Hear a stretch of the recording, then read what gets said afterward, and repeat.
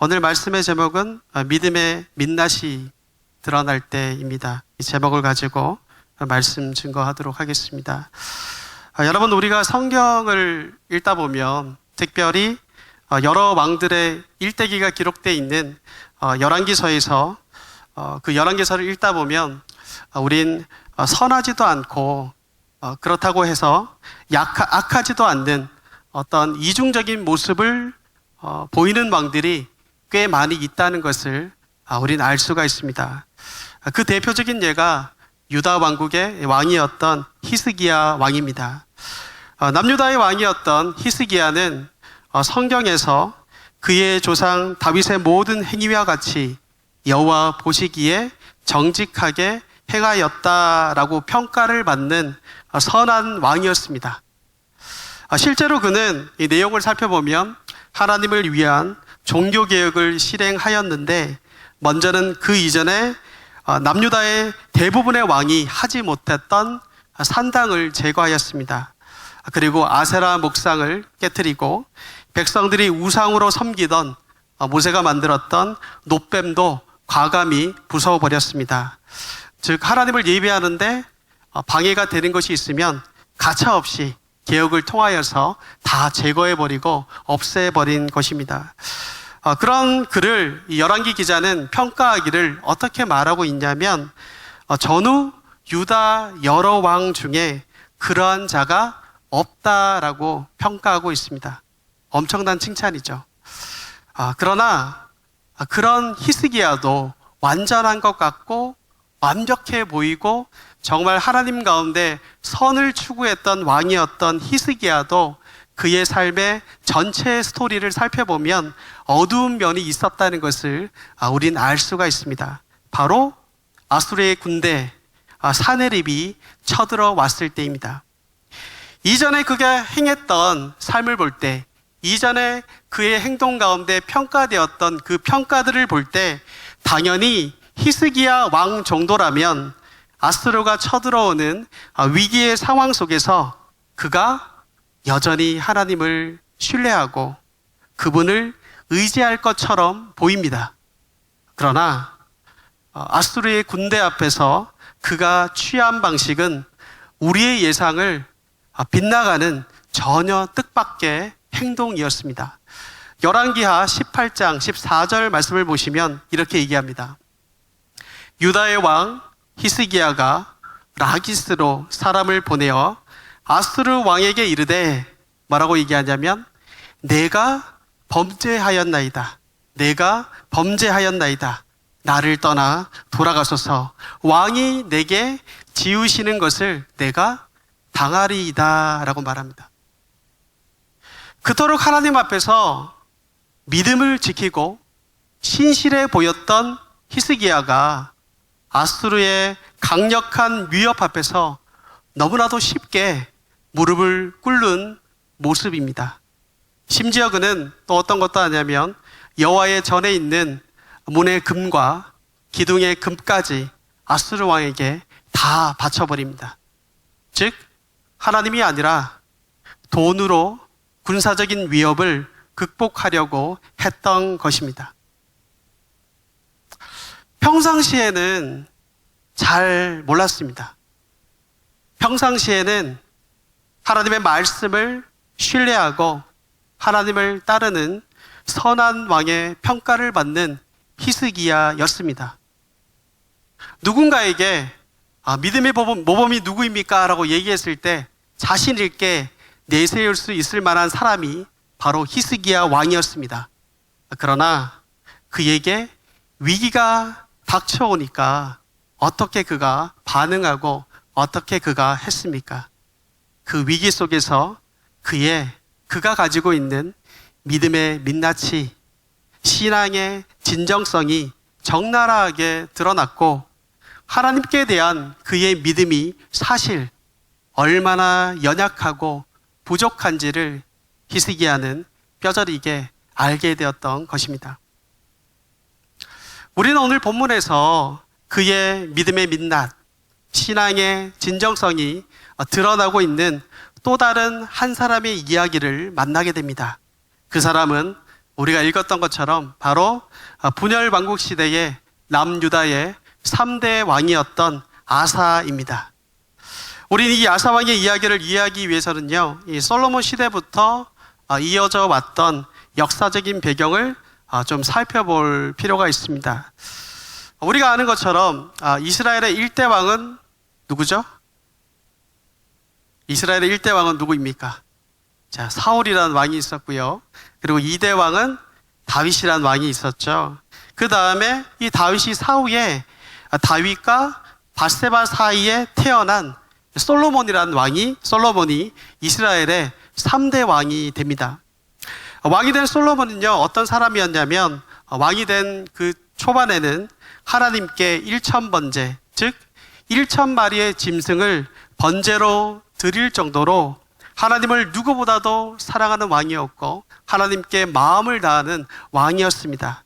그때에 하나님은 솔로몬에게 나타나시죠.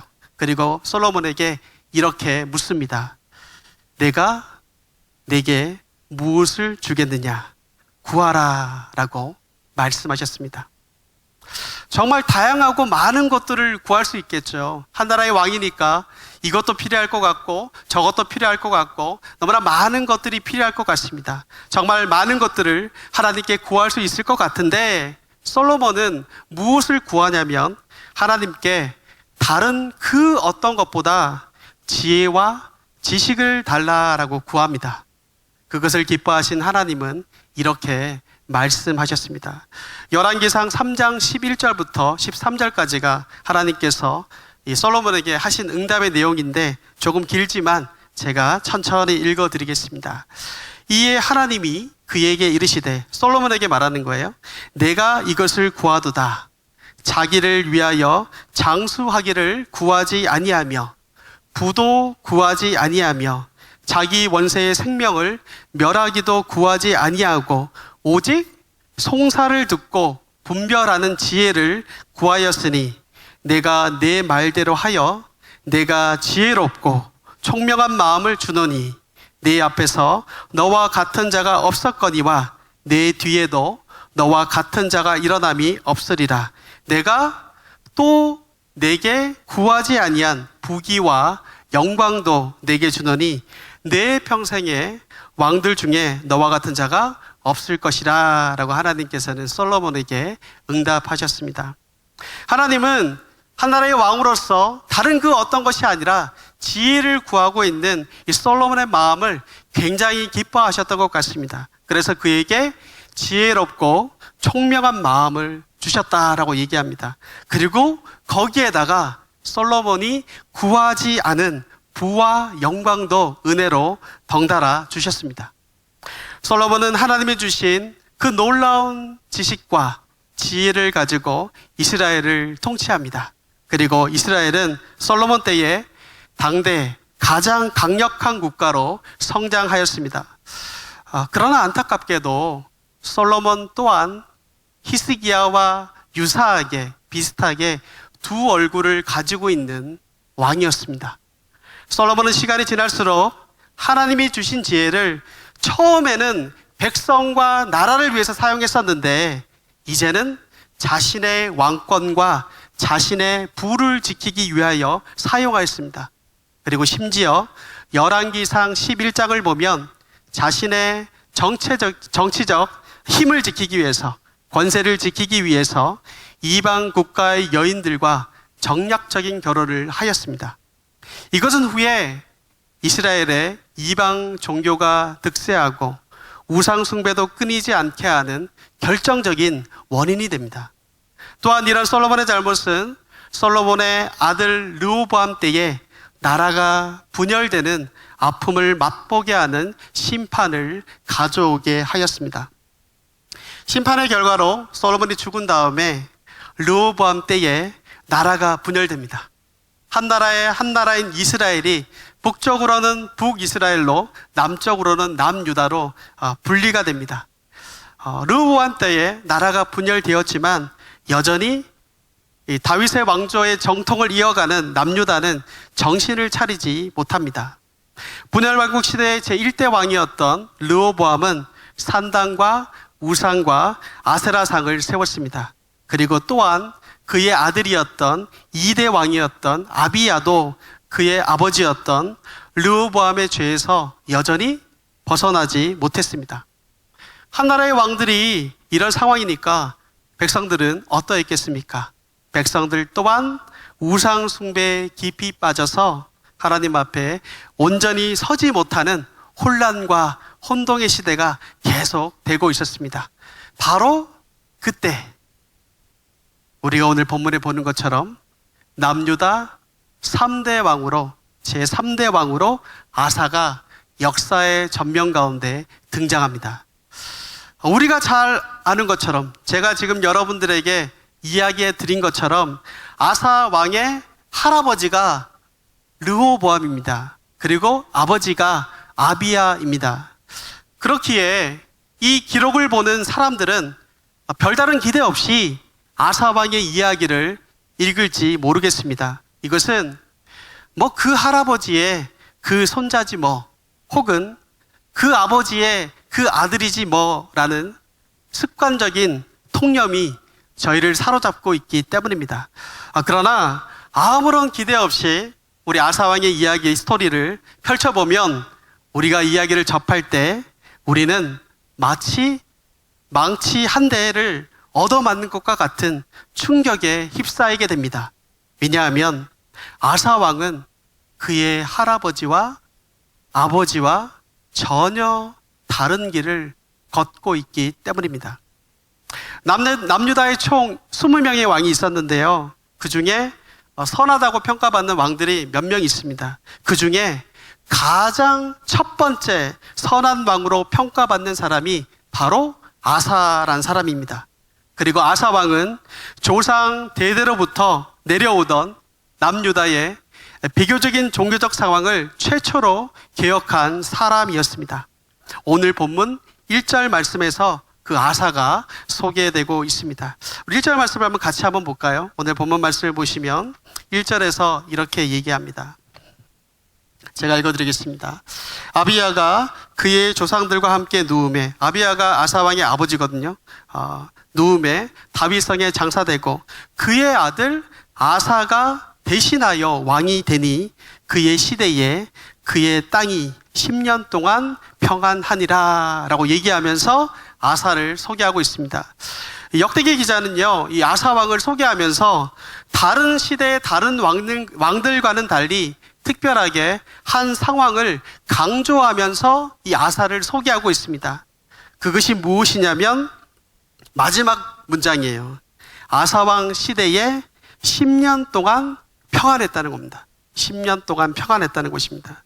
이것은 선대왕들과 비교해 보았을 때 굉장히 중요한 성경의 기록입니다. 성경의 소개인데, 왜냐하면 역대하 12장을 가보시면 르호보암을 소개할 때, 성경은 르호보암이라는 왕을 소개할 때 무엇을 강조하고 있냐면 그의 우상 숭배로 말미암아 백성들 또한 우상을 숭배하며 혼란을 겪고 있음을 역대기 기자는 강조하고 있습니다. 그리고 역대하 13장을 가보면 아비야를 소개하고 있는데, 아비야를 소개할 때는 형제 국가인 북이스라엘의 빈번한 전쟁과 애굽을 비롯한 인접 국가들과의 여러 전쟁으로 인해서 불안한 남유다의 정세를 강조하면서 의도적으로 기록하고 있습니다.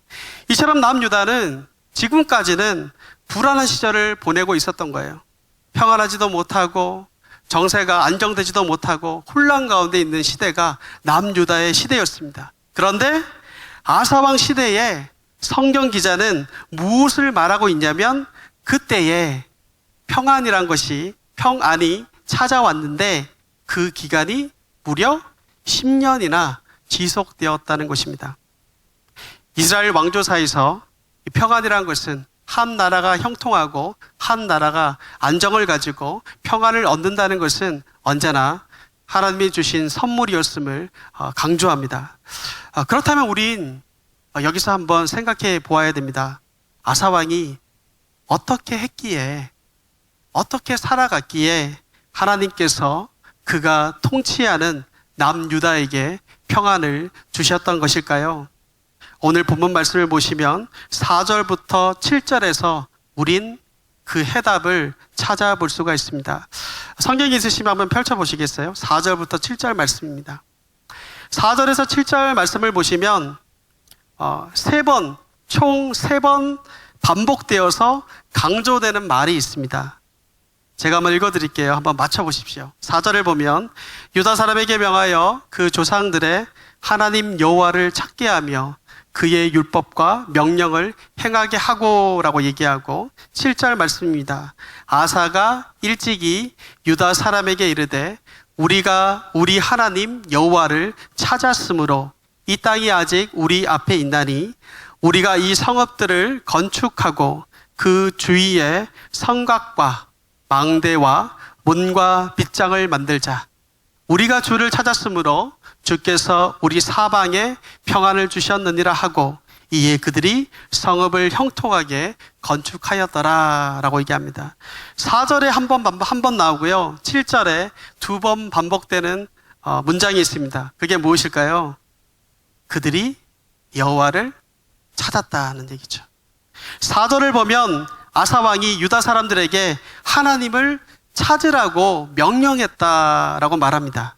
그리고 7절 말씀에서도 아사왕 말 속에서 하나님을 찾았다라는 말이 2번 반복되고 있다는 것을 볼 수 있습니다. 즉 아사왕의 시대에 선대 왕들과는 달리 그 시대에 그들이 평안함을 누릴 수 있고 안정됨을 누릴 수 있었던 것은 아사왕과 유다 사람들이 이전 시대와는 다르게 하나님을 찾고 있었기 때문이었음을 우린 알 수 있습니다.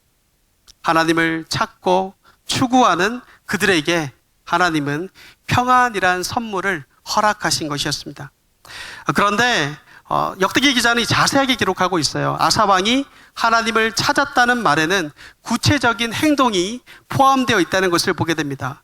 아사왕이 하나님을 찾은 구체적인 행동은 바로 2절 말씀에 나옵니다. 2절 말씀이 이렇게 얘기하죠. 아사가 그의 하나님 여호와 보시기에 선과 정의를 행하였다라고 얘기합니다. 아사왕이 하나님을 찾는 구체적인 행동은 어떤 식으로 나타났냐면 여호와 보시기에, 사람이 보기가 아니고 다른 누군가가 보기가 아니고 여호와 보시기에, 하나님 보시기에 선이고 정의인 것을 행한 것이었습니다. 역대기 기자는 그 선과 정의를 행한 행위에 대해 상세하게 기록하고 있는데 그는 먼저 이방 제단과 산당을 없앴습니다. 그리고 주상과 아세레상, 태양상 등 우상 숭배를 철저하게 깨트리는 종교개혁을 단행했습니다. 이처럼 아사왕은 남유다에서 이방 종교와 우상을 몰아냈습니다. 그리고 동시에 그는 하나님의 율법 가운데 귀를 기울이고 하나님의 계명을 철저하게 준행했습니다. 이렇게 온전히 아사왕이 하나님을 찾았을 때, 하나님을 추구했을 때 하나님이 아사왕과 남유다에 평안함을 주신 것이었습니다. 14장 6절 말씀이 이렇게 얘기하죠. 여호와께서 아사에게 평안을 주셨으므로 그 땅이 평안하여 여러 해 싸움이 없은지라 그가 견고한 성읍들을 유다에 건축하니라 라고 얘기합니다. 이렇게 남유다에게 주어진 평안이란 것이 있는데 그 평안도 2가지 형태로 나타난 거예요. 첫 번째는 여러 해 동안 남유다 가운데 싸움이 없었다는 것입니다. 아사왕인 아버지인 아비야 때만 해도 시도 때도 없이 찾아오는 여러 전쟁으로 인해서 남유다의 백성들은 크게 지쳐 있었습니다. 그런 그들에게 전쟁이 그쳤다는 것만큼 기쁜 소식은 없었을 것입니다. 그리고 2번째 평안의 모습이 어떤 모습이냐면 얼마나 남유다의 정세가 평안했었는지 성읍들을 건축할 정도였다는 거예요. 고대 사회에서 여러분 건물을 짓는다는 것은 그 시대가 평안하지 아니하면, 그 시대가 안정되어 있지 아니하면 결코 할 수 없는 일이었습니다. 그런 아사왕 때에 견고한 성읍들을 그가 건축할 수 있었다는 것은 그만큼 유다의 정세가 평안했었음을 증명해 주는 것입니다. 즉 지금까지 제가 여러 가지 얘기들을 막 얘기했는데 이 이야기를 한번 정리해 보면, 쉽게 한마디로 정리하면 아사 왕은 선대 왕들과 달리 이 평안함을 누릴 수가 있었는데, 그 이유가 무엇이냐면 선대 왕들과 달리 선과 정의의 행위로 하나님을 늘 찾았기 때문에 아사 왕에게, 그런 그에게 하나님은 아사 왕과 그의 나라에게 평안의 복을 주었다는 내용입니다. 그런데 이런 평안과 화평의 시기, 그리고 안정된 시기를 살고 있던 남유다에게 그 평안이 깨지는 사건이 등장합니다. 바로 구스 사람 세라가 남유다와 전쟁을 하기 위해 쳐들어왔던 것입니다. 9절 말씀을 보시면 이렇게 나와요. 9절을 보면 구스 사람 세라가 그들을 치려하여 군사 100만 명과 병거 300대를 거느리고 마레사의 이름에라고 얘기합니다. 여러분, 지금 역대기 기자는 군사의 숫자를 굉장히 자세하게 이야기하고 있거든요. 구스 사람 세라가 군사 100만 명과 병거 300대라는 군대를 이끌고 남유다에 침략해 왔습니다. 근데 여러분 8절을 보시면, 그 앞자리인 8절을 보시면 아사의 군대의 숫자가 나오거든요. 아사의 군대의 숫자가 나오는데, 큰 방패와 칼을 잡은 자, 그리고 작은 방패와 활을 당기는 자의 총 합계를 해보면, 총 합계가 뭐냐면, 얼마가 되냐면 58만 명입니다. 58만 명. 즉, 이 구스 사람 세라의 군대와 비교했을 때 100만 명의 반밖에 안 되는 숫자인 거죠. 그리고 또한 11절의 아사의 부르짖음에서 힘이 강한 자와 약한 자 사이, 그리고 이 많은 무리라는 표현을 그가 사용하는 것으로 볼 때 분명 구스 사람 세라의 군사력이 지금 남유다의 숫자를 훨씬 더 압도하고 있다는 것을 우리는 알 수가 있습니다. 쉽게 말해서 아사 왕과 남유다는 굉장히 평안한 시기를 계속 보내고 있었는데, 하나님을 추구함으로 말미암아, 하나님을 찾음으로 말미암아, 여호와의 계명을 지킴으로 말미암아 계속 평안함을 누리고 있었는데, 갑자기 어느 날 위기의 순간에 맞닥뜨리게 되었다는 것입니다. 우린 여기서 한번 깊이 생각해 보아야 하는 신앙적인 문제가 있습니다. 지금까지 우리가 계속해서 살펴본 것처럼 아사 왕은 어떤 사람이었냐면 하나님을 진심으로 찾은 사람이었습니다.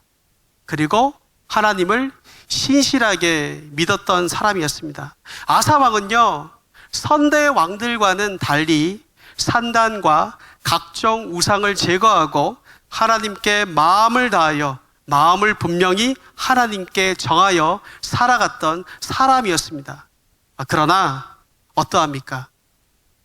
그럼에도 불구하고 그가 하나님을 늘 찾고, 하나님을 늘 쫓고, 하나님만을 추구하며 늘 그렇게 살았음에도 불구하고 그에게 지금 시련과 위기가 찾아왔다는 것입니다.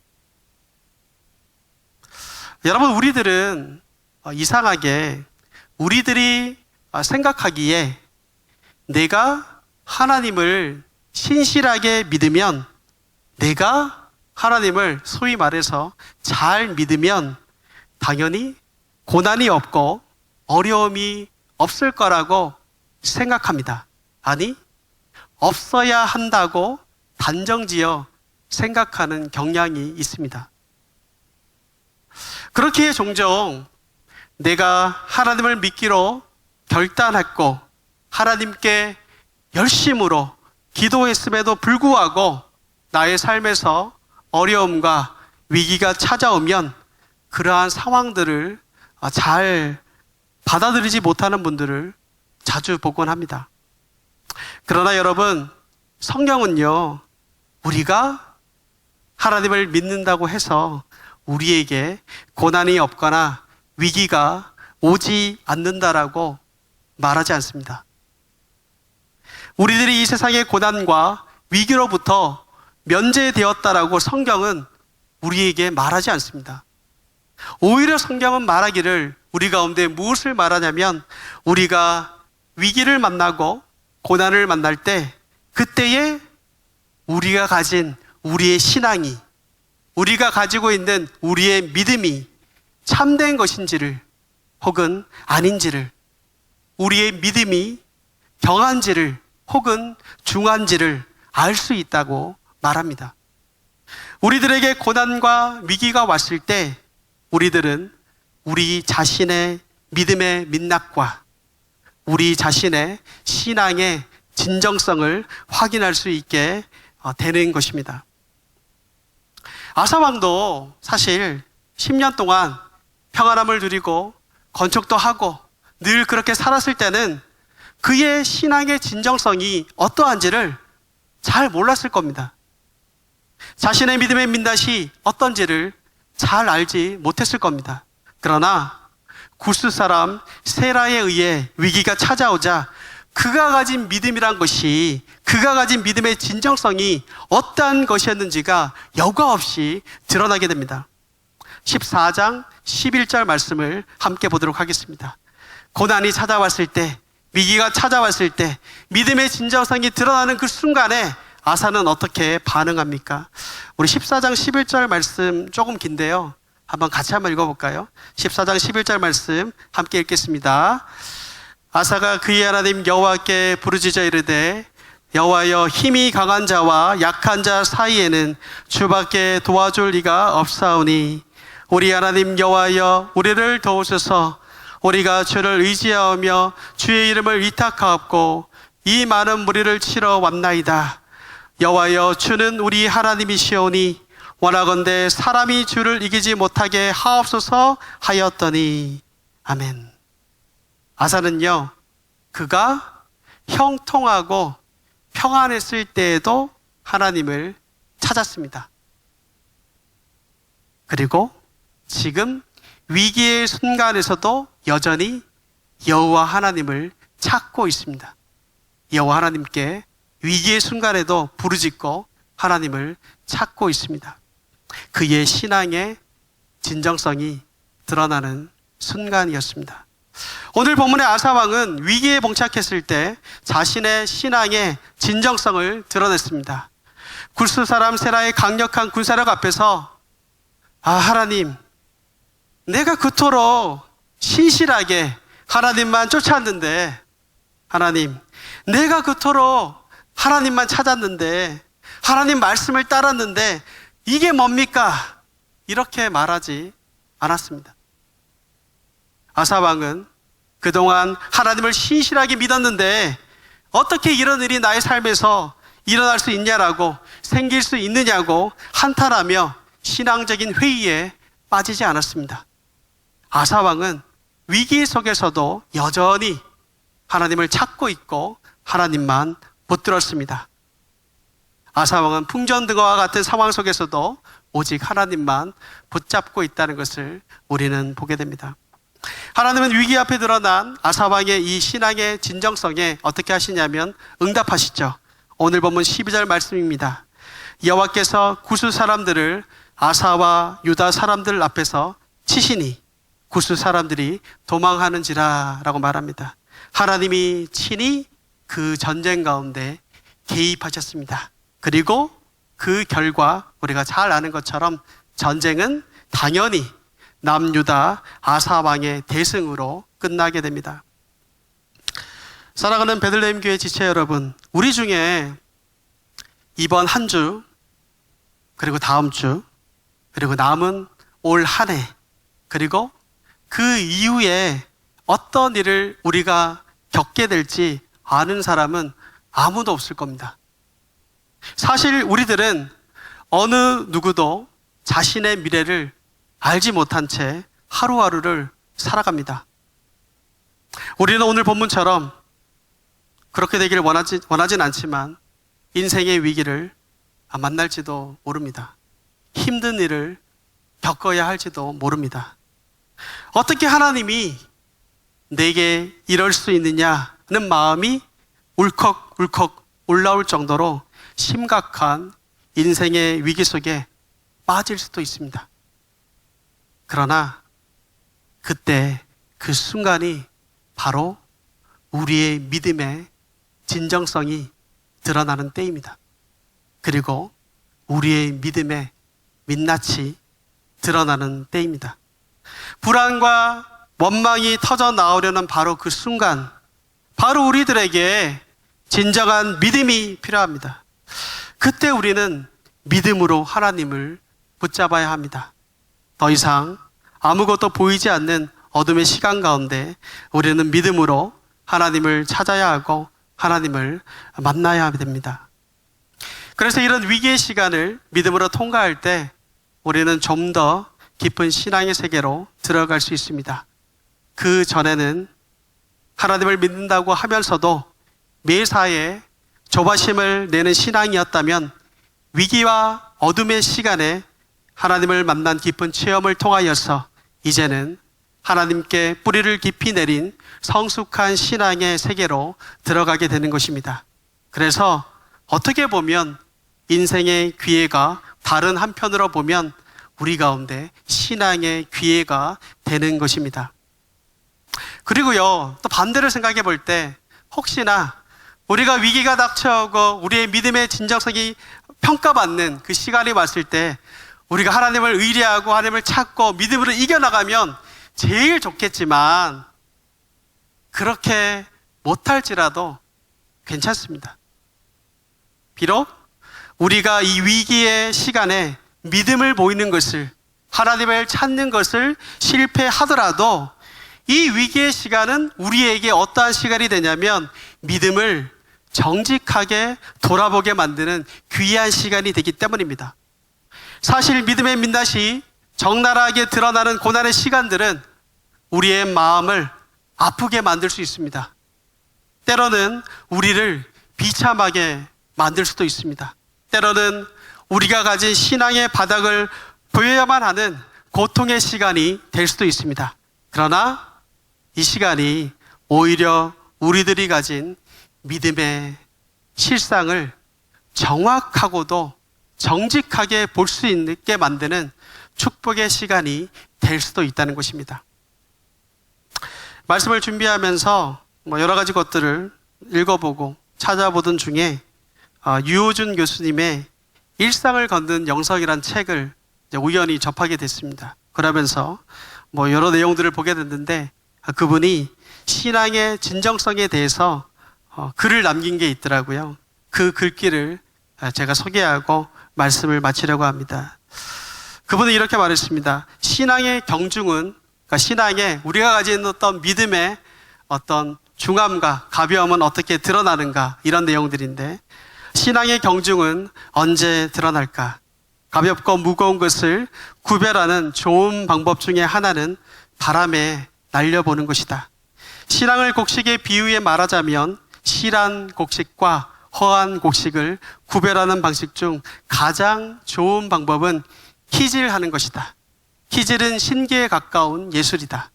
곡식들을 허공에 띄우면서 키질을 하다 보면 토실토실한 알곡은 점점 키 안쪽으로 쪼르륵 모여들고 쭉정이나 겨는 허공에서 바람에 날려 키 바깥쪽으로 떨어진다. 신앙도 이와 비슷하다. 바람이 불거나 거친 길을 걷게 되면 비로소 우리의 신앙의 경중이 달리게 된다. 마치 저울에 달린 물건의 무게가 측정되듯이 말이다. 저울질이든 키질이든 체질이든 하나님의 손안에서 흔들림을 당해 보아야 하나님을 향한 그 마음의, 그 사람의 믿음의 순결성, 순수성, 일관성, 헌신 등이 진정성이 드러난다. 삶의 폭풍과 지진을 만나 사정없이 흔들릴 때 절박한 나머지 혹시 하는 마음으로 주변의 것들을 붙잡고 쓰러지지 않으려고 안간힘을 다할 때, 심지어 붙잡은 것들마저 와르르 무너져 내릴 때, 다른 말로 하늘이 무너져 내리고 물이 목구멍까지 차오를 때, 그때 비로소 우리는 인생이 얼마나 취약하고 허술한가를, 그리고 그 삶을 지탱한다고 믿었던 우리의 신앙이 얼마나 허약하고 보잘것없는지를 절감하게 된다. 그때 비로소 우리는 하늘만 쳐다볼 수밖에 다른 길이 없음을 알게 된다라고 그분은 말했습니다. 사랑하는 베들레헴 교회 성도 여러분, 최근 여러분의 삶은 어떠하십니까? 평안하십니까? 아니면 폭풍과도 같은 시험과 위기의 시간을 보내고 있습니까? 이 질문은 여러분 개인에게도 드리고 싶은 질문이지만 저희 교회에도 묻고 싶은 질문입니다. 우리의 교회는 평안합니까? 아니면 폭풍과 같은 시험과 위기의 시간이 지나가고 있습니까? 그 어려움 속에서도 바라옵기는 주님만을 더욱더 찾는 저와 여러분이 되기를 소망합니다. 혹시 이런 믿음의 민낯이 드러나는 시험 속에서 넘어지고 낙심하였는지요? 괜찮습니다. 주님은 여전히 우리를 포기하지 않으시고 우리에게 손을 내밀어 보시는 신실하신 하나님이시기 때문입니다. 오히려 우리의 믿음의 연약함, 허약함을 알게 된 것에 우리는 감사와 찬송을 드려야 될 것입니다. 왜냐하면 연약한 우리가 사실 삶 속에서 바라봐야 할 것은 오직 하늘밖에 없음을 알게 되었기 때문입니다. 함께 기도하겠습니다.